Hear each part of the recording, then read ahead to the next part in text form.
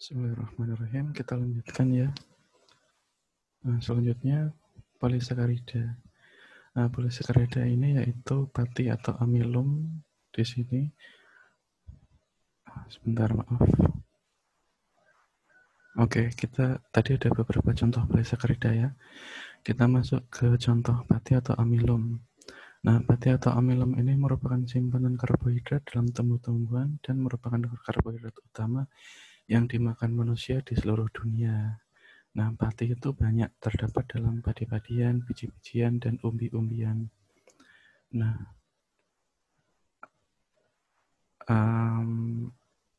pati itu isinya banyak sekali sakarida. Di jumlah unit glukosanya itu dalam satu jenis pati dan lainnya berbeda satu sama lain. Bergantung juga dengan jenis tanaman asalnya. Jadi karakteristiknya itu khas. Lalu amilosa dan amilopektin itu sama kayak tadi ya. Jadi amilosa itu ketika kita menjumpai nama amilosa maksudnya adalah rantai panjang unit glukosa yang tidak bercabang lurus. Dan kalau amilopektin itu adalah polimer yang susunannya bercabang-cabang gitu ya. Lalu selanjutnya dextrin dan glikogen. Untuk dextrin merupakan produk antara pada perencanaan pati, maksudnya jadi dibentuk itu melalui hidrolisis parsial pati, bukan pati tapi merupakan produk antara atau ya zat antara seperti itu. Lalu ada juga glikogen, tidak perlu saya jelaskan lagi ya.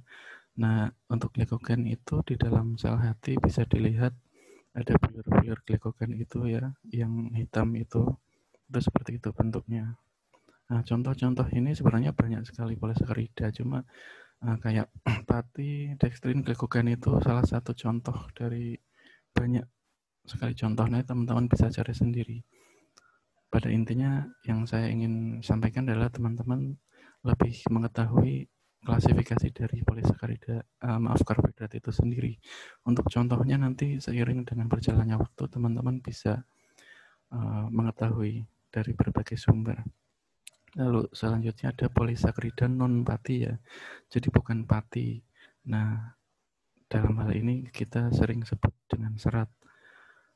Nah, serat ini akhir-akhir ini banyak mendapatkan perhatian karena peranannya dalam mencegah berbagai penyakit. Nah, ini intinya serat banyaklah fungsinya, teman-teman sudah paham semua.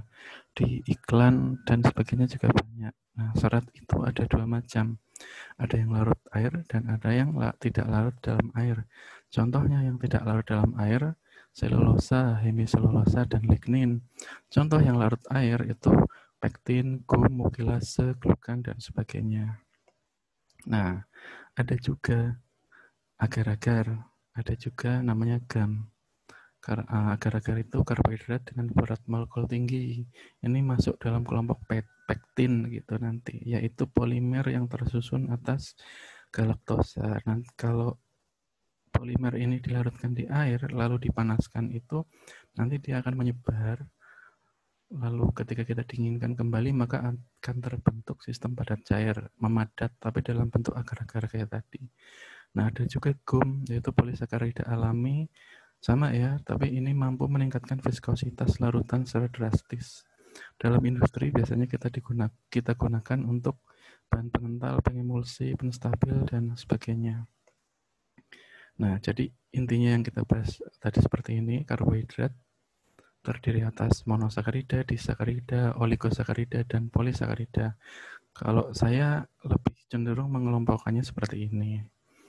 Nah, ada contoh-contohnya itu yang saya sudah jelaskan tadi, glukos, fruktos, galaktos, dan sebagainya.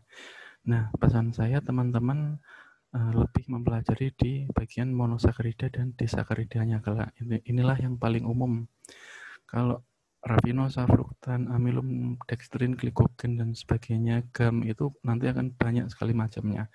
Tapi harapan saya minimal teman-teman hafal yang glukosa dulu, glukosa, fruktosa, galaktos, maltos, laktos, sukros, karena itulah yang merupakan dasarnya. Jadi komponen terkecilnya, kayak kita mau bangun rumah gitu kan, itu kita nggak harus tahu jenis rumahnya kayak gimana, tipe rumah atau apa enggak, itu akan seiring waktu berkembang terus. Tetapi kita harus tahu isinya tuh apa. Contohnya ada bata, bahan pembangunan rumah tuh ada bata, ada batu batako, ada semen dan sebagainya. Nah, itu analoginya seperti itu. Oke, selain itu ada juga yang namanya gula alkohol, yaitu pengembangan dari monosakarida. Ya, teman-teman bisa dilihat ada yang gambar kanan bawah itu ada glukosa dan sorbitol. Sorbitol itu salah satu gula alkohol. Nah, bedanya adalah di glukosa itu sisi O itu ya, O yang terikat di atom CH itu kita ganti dengan OH, makanya namanya gula alkohol. Nah, gula alkohol ini tidak terdapat di alam dan dapat juga dibuat secara sintesis. Nah, ini biasanya banyak digunakan sebagai pemanis buatan gitu ya. Dan juga sorbitol manitol ini banyak dipakai untuk pemanis di bahan tape dan sebagainya karena rasa manisnya ini lebih berkali lipat dibanding glukosa biasa. Oke, ini nanti intinya bisa dibaca sendiri. Ada sorbitol, manitol, dan inositol. Nah, ini gula alkohol seperti ini. Ada juga glikosida. Glikosida itu adalah suatu senyawa yang terdiri atas bagian gula dan bagian yang non gula dan terikat, keduanya berikatan. Intinya seperti itu. Nah, bagian yang hijau itu yang bagian gula dan bagian yang merah itu non gula. Ini juga banyak di tanaman, tapi kita bahas tersendiri dan ini merupakan metabolit sekunder. Kalau kita bicara tentang gulanya itu merupakan suatu metabolit primer, tetapi kalau kita bicara tentang glikosida itu merupakan suatu metabolit sekunder. Jadi keseluruhannya gitu ya. Nah, fungsinya beberapa di antara banyak fungsi karbohidrat. Yang pertama bisa sebagai sumber energi. Penjelasannya sudah tadi ya, nanti teman-teman ini aja apa namanya flashback aja. Lalu struktur pendukung pada tanaman selulosa, sumber rasa manis pada makanan, jadi kayak tadi ya, gula alkohol, gula sukrosa, lalu membantu pencernaan atau pengeluaran feses, itu ada serat atau non-fatty tadi. Ini juga bisa digunakan sebagai pengental dan lain-lain. Ini banyak digunakan dalam teknologi sediaan farmasi ya. Jadi ini teman-teman akan banyak menjumpai.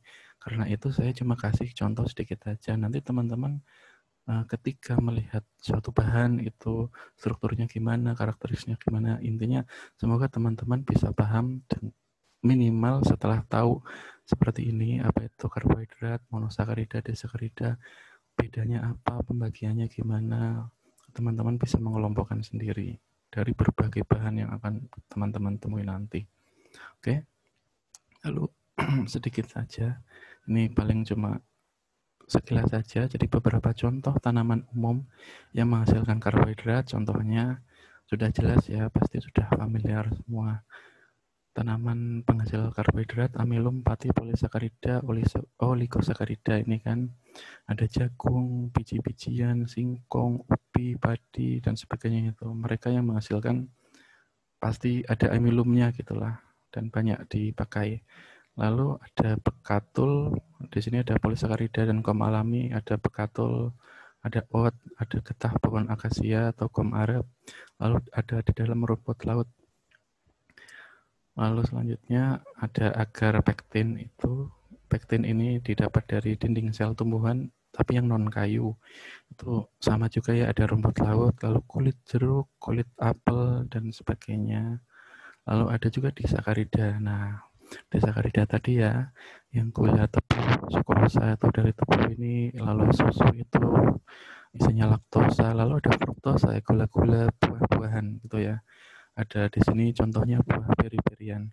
Dan masih banyak lagi contoh lainnya. Nanti teman-teman bisa jumpai masing-masing. Bisa menjumpai seiring berjalannya waktu sangat banyak sekali. Tapi pada intinya yang saya tekankan adalah teman-teman tahu, minimal tahu pembagiannya ini. Oke, sekian kuliah kali ini. Semoga bisa bermanfaat. Kurang lebihnya saya mohon maaf. Saya ucapkan terima kasih. Wassalamualaikum warahmatullahi wabarakatuh.